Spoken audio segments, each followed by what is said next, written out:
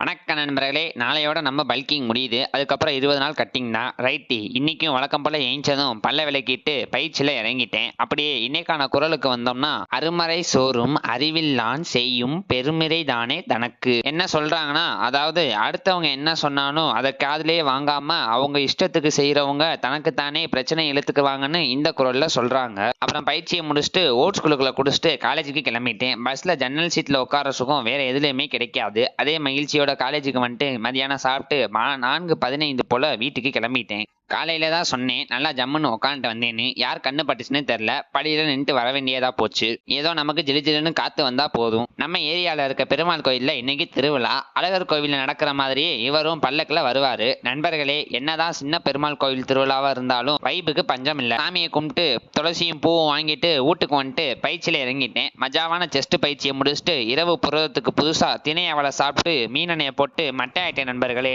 Tata.